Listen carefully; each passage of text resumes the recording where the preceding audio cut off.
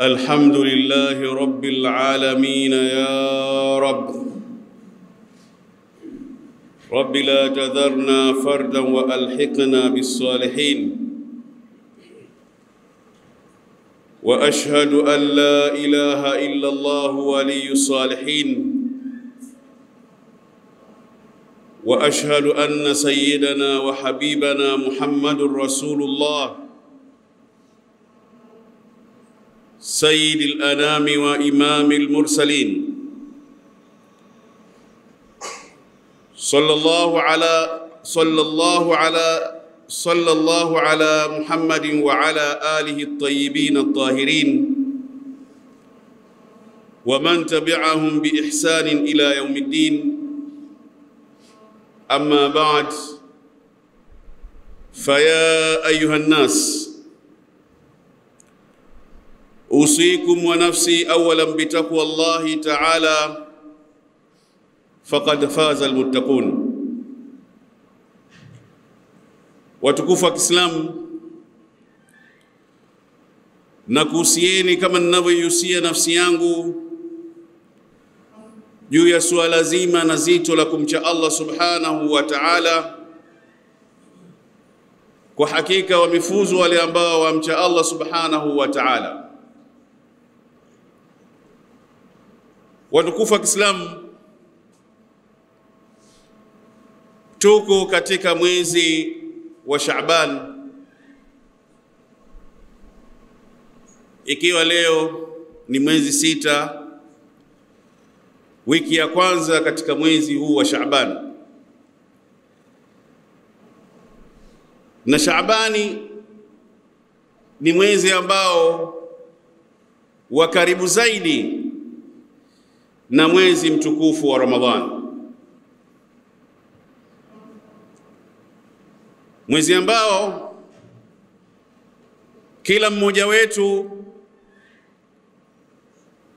anatamani na anamuomba Allah subhanahu wa ta'ala amfikishe katika mwezi huu mtukufu wa Ramadhani.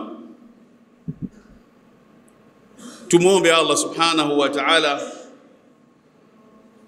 atuwafikishe katika kukuta mwezi huu mtukufu wa Ramadhani tukiwa katika hali nzuri, tukiwa katika hali ya afya la kuweza kumwabudu yeye Allah subhanahu wa ta'ala. Watukufu wa Kiislamu, tukiwa tunajiandaa kwenda katika mwezi mtukufu huu wa Ramadhani, mwezi ambao katika mafundisho ya Mtume sallallahu alaihi wasallam ni kila mmoja aazimie na aweke malengo ya kusamehewa makosa yake.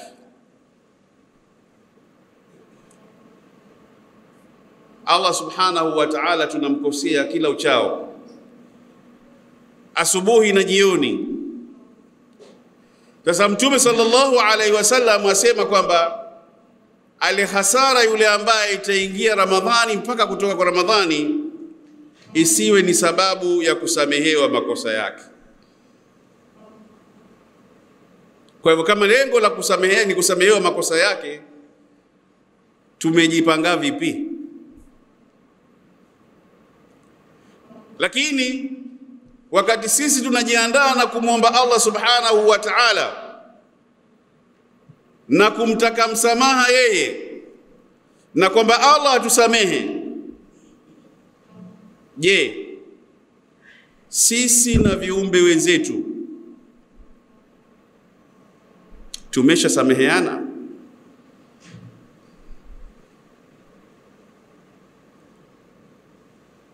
Wewe ni wangapi ambao umewakosea, iwe kwa siri, iwe kwa nini, iwe kwa dhahir?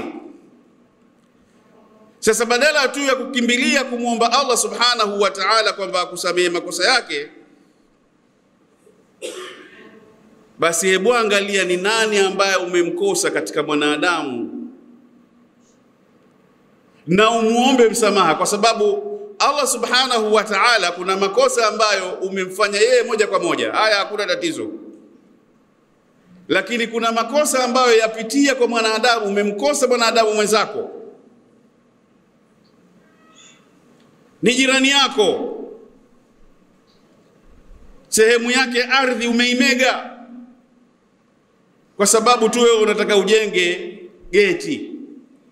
Umemuona yeye maskini, kwa hivyo ukaingia kwa sababu una pesa. Muombe radhi mwenzi wako kabla ya kwenda kutaka nini? Maghfira ya nani? Kwa Allah subhanahu wa ta'ala. Muombe msamaha. Mfanyakazi mwenzako mnakosana, usione tabu kuomba nini? Kuomba radhi kwa nani? Kwa mwenzako. Hayo ni yako wewe ambao umeyafanya kwa watu,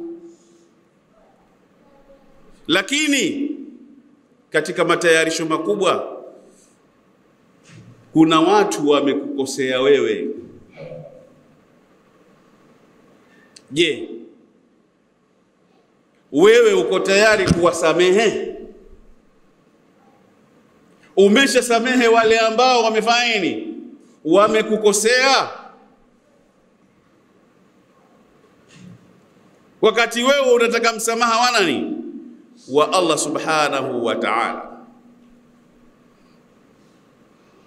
Kirudi katika Qur'an,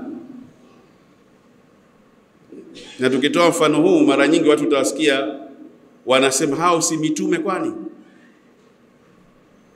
Sasa inshallah tutatoa mifano ya mitume, tutatoa mifano ya masahaba, na tutatoa mifano ya watu wa kawaida,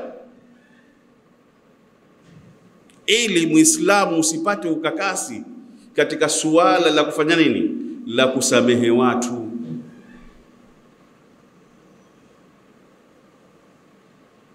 Soma katika Qur'ani surati Yusuf.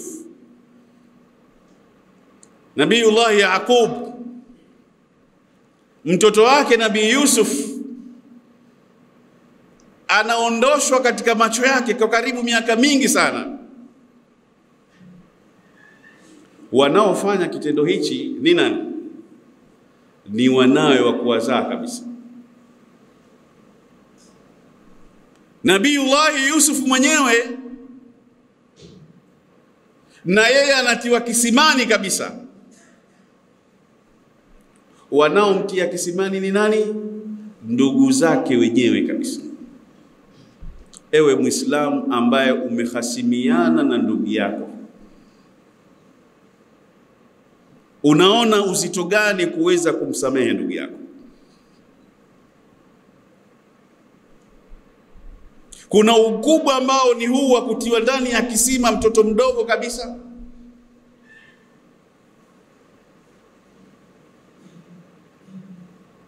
Siku ambao wanakutana, ambapo Nabii Yusuf sasa anawaambia kwamba, je, mwafahamu mliomfanyia Yusuf nyie na ndugu yake? Wakamuuliza, anta Yusuf? Je, wewe ndiye Yusuf kweli? Qala ana Yusuf wa hadha akhi. Mie ndiye Yusuf mlinifanyia vitimbi mliofanya, na huyu ni nani? Ni ndugu yangu. Nabii Yusuf aliwasamehe, hakuwasamehe? Sasa wewe ambaye ndugu yako amekukosa, unasema mimi hataje nani hapa, sitaki suluhu. Alafu unakuja unakaa msikitini unamwambia Mwenyezi Mungu vipi?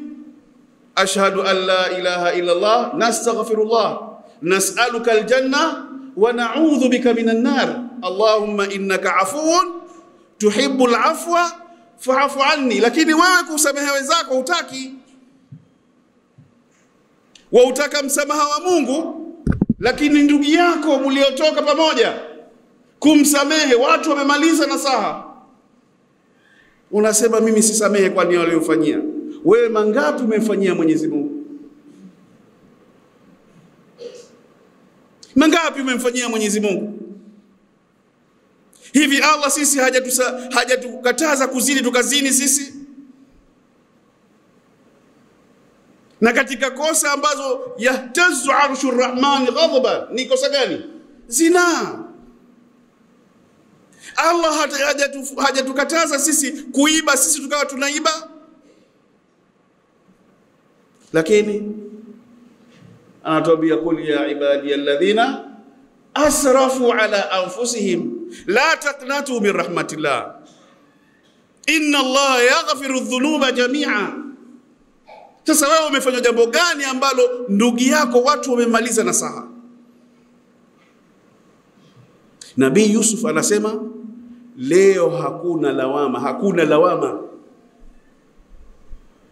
Allah atakusameheni mlioyafanya. Huyo ni mtume.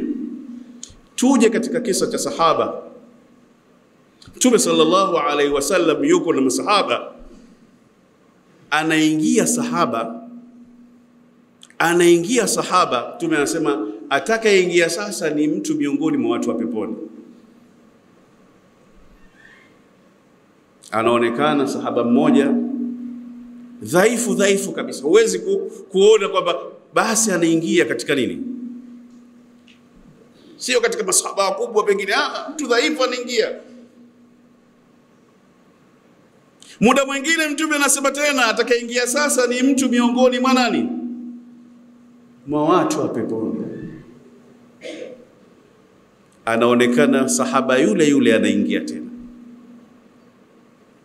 Mara ya tatu Mtume sallallahu alaihi wasallam, siku nyingine maana yake anasema anaonekana tena ni sahaba yule. Masahaba walikuwa wanataka kujuana, huyu ana jambo gani ambalo mpaka Mtume wama yantiqu anil hawa. Kwa hivyo ana jambo gani huyu mpaka kwamba Mtume ameshasema mara tatu.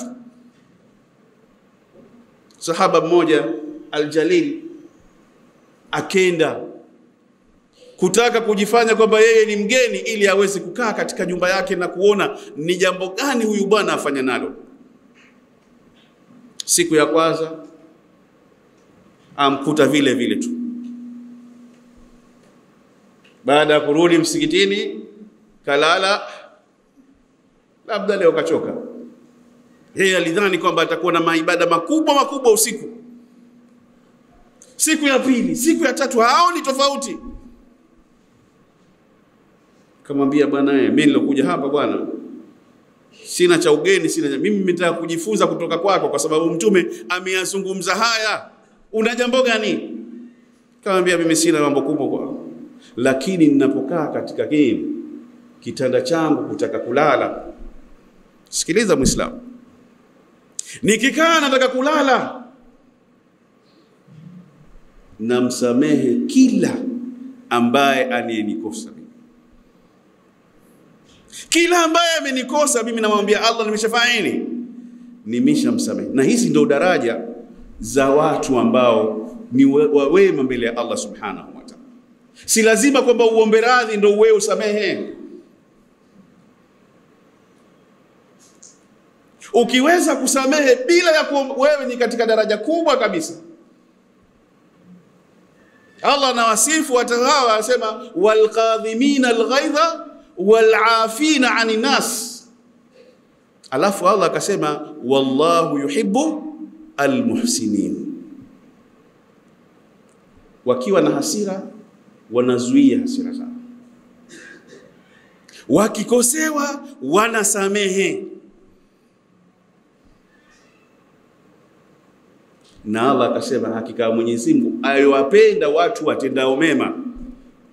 Na neno muhsin, rudi katika surati Yusuf ulitizame Allah amelitumia mara ngapi neno hili, kwa sababu si daraja ndogo mtu kukufanyia mambo alafu ukamsamehe kama vile kwamba hujatokea jambo.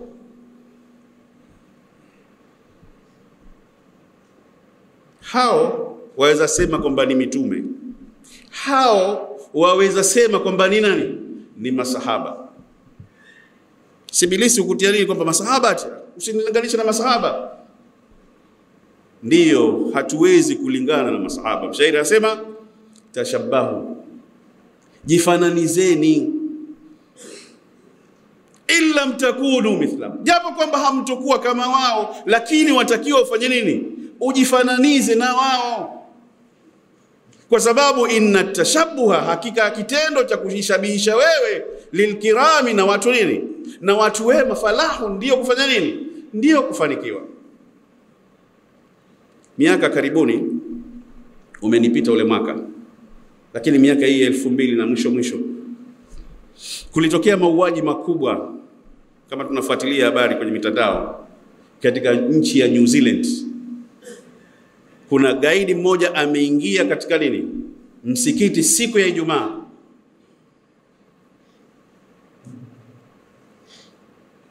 Ghadhabu zimemjaa juu ya Uislamu, hajui Uislamu ni nini na nini, akenda kuwatwanga risasi.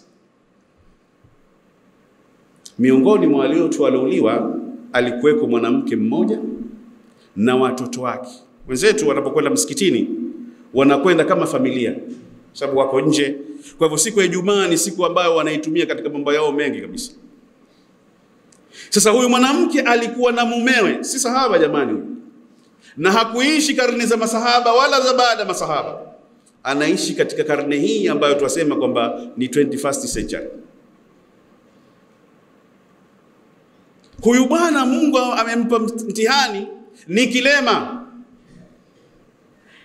Fikiria, mtu kilema, mtu ambaye anampa support ni mkewe, ndiyo anabeba kigari kile anakwenda naye msikitini.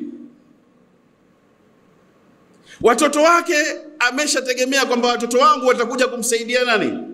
Mama yao. Anakuja mtu anafanya nini? Anawatwanga risasi. Mama alikuwa amekwenda kumweka mumewe, anakwenda sasa kuwaokoa na watoto, na yeye amepigwa. Bwana anaulizwa vipi? Huyu mtu tayari ameshakamatwa vipi? Sikiliza maneno yake. Si sahaba huyu. Anasema mimi nimeshafanya nini? Nimeshamsamehe, kwa sababu hajui nini kosa alilolifanya. Hakujua maana yake. Laiti angelijua asingeliweza kufanya nini? Kuwapiga risasi. Ewe Muislamu, ni kipi kinachokuzuia kuweza kuwasamehe wenzako? Ilhali na wewe wataka nini? Wataka msamaha wa Mungu.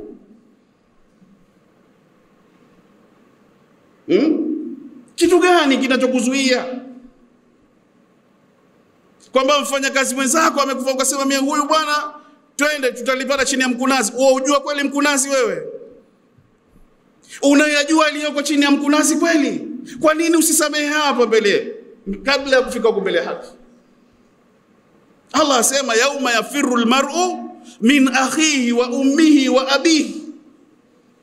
Kwa nini unakwenda kukompliketisha mambo, kuyafanya kwamba yawe mazito zaidi siku hiyo? Kwa sababu gani? Hauna sababu. Kwa hivyo wakati tunajitayarisha, ewe Muislamu, kwenda katika mwezi wa Ramadhani, hili ni jambo la msingi sana, kusameheana. Ikiwa kuna watu umewakosea, usione tabu kwenda kufanya nini? Kuambia nimsamehe ndugu yangu, yaliyotokea yametokea, twende tusafishiane nini nia. Na kama umekosea usisubiri jirani yako. Mtume sallallahu alaihi wasallam anasema hakuacha Jibrili kunihusia juu ya jirani mpaka nikadhania kwamba atakuwema katika watu wa kunirithi mimi. Kamati ya msikiti wanakaa wanasuluhisha, lakini mnasema hapa nini? cha kamati ya msikiti, ataje nani? Wapi umepata hayo Muislamu? Alafu wewe wategemea kwamba upate nini? Msamaha wa Allah subhanahu wa ta'ala. Rudi katika sura An-Nur, soma kisa ambacho mke wa Mtume sallallahu alaihi wasallam anazushiwa uovu mkubwa. Bibi Aisha radhiallahu anha ni mtoto wa Sayyidina Abu Bakar, aliyekuwa amelibeba lile jambo kulieneza. Ni mtu ambaye anafanya nini? Anasaidiwa na Abu Bakar. Kwa roho ya kibinadamu, Sayyidina Abu Bakar akasema, hata siwezi kumfadhili mtu ambaye afanya nini? Mimi namfadhili, alafu yeye badala ya kunistiri mimi, badala yeye ya kunini, yeye ndiye ambaye aueneza uovu huu. Nini Allah subhanahu wa ta'ala anamrudi Sayyidina Abu Bakar? Allah anasema msiwakatie, endeleeni kama mlikuwa mkiwasapoti, waendeleeni kusapoti. Allah akasema, je, nyinyi hampendi kusamehewa? Sasa sisi tunataka tusamehewe, lakini sisi hatuko tayari kufanya nini? Kusamehe wenzetu. Hilo jambali Allah anasema, wa in ta'fu wa tasfahu wa taghfiru fa inna Allaha ghafurur rahim. Ikiwa nyinyi mko tayari kusamehe wenzetu, mkaweza kupotezea kabisa, basi hakika ya Allah subhanahu wa ta'ala ni msamehevu. Kwa maana kwamba sisi tujiandae na kusamehe wenzetu, ili tutakapokuja hapa tukamuomba Allah subhanahu wa ta'ala katika mwezi wa maghfira, ili Allah naye aweze kufanya nini? Ili naye Allah aweze kutusamehe makosa yetu. وقال عز من قائل عليم وبقوله يهتدي المهتدون فإذا قرأت القرآن فاستعذ بالله من الشيطان الرجيم أعوذ بالله من الشيطان الرجيم خذ العفو وأمر بالعرف وأعرض عن الجاهلين. بارك الله لي ولكم بالقرآن العظيم ونفعني وإياكم بما فيه من الآيات والذكر الحكيم. أقول قولي هذا وأستغفر الله لي ولكم إنه هو الغفور الرحيم وهو البر الكريم. ادعوا الله وأنتم موقنون بالإجابة. الحمد لله وكفى والصلاة والسلام على رسول الله شرفا وأشهد أن لا إله إلا الله ولي الصالحين وأشهد أن سيدنا وحبيبنا محمد رسول الله سيد الأنام وإمام المرسلين. أما بعد فيا أيها الناس أوصيكم ونفسي أولا بتقوى الله تعالى فقد فاز المتقون. Watukufu wa Islam, tumeona umuhimu wa mambo muhimu ya kuweza kuyafanya wakati wa kuelekea katika kujitayarisha na mwezi wa Ramadhani, na tule ulizungumza ni umuhimu wa kuweza kuomba radhi au kuomba msamaha kwa wenzetu tuliowakosea, lakini na vile vile na kwetu sisi kuwasamehe wale ambao wametukosea. Watukufu wa Islam, miaka mitatu iliyopita, ilikuwa ni tarehe 17 mwezi wa pili mwaka 2021, Zanzibar tulimpoteza moja ya viongozi ambao walikuwa ni mashuhuri, na nimeleta hapa kulingana na hichi hotuba ambayo tumeisema leo. Siku moja kiongozi huyo aliulizwa na mwandishi wa habari, hebu tuambie ni nani role model wako? Kiongozi huyo akasema, role model wangu mimi ni Mtume Muhammad sallallahu alaihi wasallam. Ulitegemea kwa kiongozi na mwanasiasa mkubwa pengine angeweza kusema role model wangu ni rais fulani wa Marekani au ni rais fulani wa Afrika, lakini yeye alirudi kwa nani? Katika aya ya Allah subhanahu wa ta'ala anasema, laqad kana lakum fi rasulillahi uswatun hasana. Mtume sallallahu alaihi wasallam anaambiwa na Allah, khudhil afwa, samehe, wa'mur bil urfi, na utende mambo mema, wa a'rid 'anil jahilin, na uwape mgongo, wapotezee watu ambao ni wajinga wasiofahamu mambo. Sasa kiongozi huyu alikuwa na sifa moja ya usamehevu. na sifa hii aliionyesha kivitendo. Tunamwomba Allah subhanahu wa ta'ala huku alikotangulia, Allah alijalie kaburi lake liwe ni miongoni mwa viwanja vya peponi, amuondoshe adhabu za kaburi. Sisi ambao tuko nyuma tuna nini la kujifunza kutoka katika kiongozi huyu ambaye yeye amesema kwamba ni nani kiongozi wake? Ni nani? Ni Muhammad sallallahu alaihi wasallam. Sisi pia tunatakiwa tujitahidi hizi sifa ambazo mtume wetu Muhammad sallallahu alaihi wasallam tuzifate kwa kadiri ya uwezo wetu, na si sababu kusema kwamba yeye alikuwa ni mtume. Hiyo Muislamu hawezi kusema hivyo. Allah shakwambia kwamba kigezo chako ni nani? Ni Muhammad sallallahu alaihi. Kwa hivyo wewe fanya. Allah anasema fattaqullaha mastata'tum, fanyeni kadiri ya uwezo wenu, lile ambalo waweza kulifanya lifanye. Sasa wakati kesho ndo tarehe 17 anafikisha miaka mitatu, tuangalie ni kwa namna gani tunaweza kuendeleza yale ambayo ni mazuri alituachia katika mustakbali mzuri wa nini, wa kuleta maendeleo katika nchi yetu hii. Hili si kwa ajili yake, hili ni kwa ajili ya nani? Ya Allah subhanahu wa ta'ala. Kwa wakati tunajiandaa na mwezi wa Ramadhani, nilisema na hili pia nilitaje kwa sababu miongoni mwa ambao twakaa hapa siku zote na kuwataja ni nani? Ni viongozi wetu, kwa sababu wao ndio ambao wanatuongoza na kutupa mielekeo mbalimbali, huku tukiongozwa na kiongozi wetu ambaye ni nani? Mtume wetu Muhammad sallallahu alaihi wasallam, chini ya amri za Allah subhanahu wa ta'ala. Kwa hiyo watukufu wa Kiislamu, nilichotaka kuzungumza ni kwamba Ramadhani imetukabili. Dua za kumuomba Allah atufikishe katika mwezi wa Ramadhani tunahitajika kuzifanya kila siku, lakini ya msingi leo ambalo tunaondoka nalo ni kusameheana. Kwa hiyo kama kuna watu ambao walikuwa wamekukera, wamekunini, usisubiri mpaka wakuombe radhi, wasamehe, na wewe utakuwa katika daraja la kubwa kabisa la wale ambao Allah anaita muhsin. Na wale ambao wameombwa radhi, usiwe mgumu wa kufanya nini, wa kutoa msamaha. Jua kwamba na mimi vile vile ni binadamu, na mimi nakosea, na mimi nitahitaji kutaka nini, msamaha pindi ya nani, pindi mwenzangu atakaponikosea. Kwa hivyo nikiwa mgumu, na mimi watu watakuja kuwa wagumu kwangu mimi. Kwa hivyo kama ni jirani, kama ni mfanyakazi mwenzako, inawezekana mtu amekuharibia mpaka jina, lakini kuna mtu anakufanyia mengine ya kukera zaidi kabisa, lakini bado ukimsamehe utakuwa umejiwekea njia nzuri mbele ya nani? Mbele ya Allah subhanahu wa ta'ala.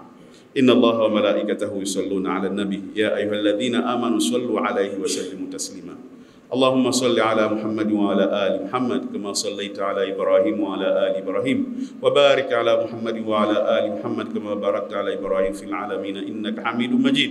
Wallahumma 'an khulafa'il arba'atil kiram Abi Bakr wa Umar wa Uthman وعلي وعن صحابة أجمعين. اللهم أيد الإسلام والمسلمين وأذل الشرك والمشركين وانصر جيوش المسلمين في مشارق الأرض ومغاربها يا رب العالمين.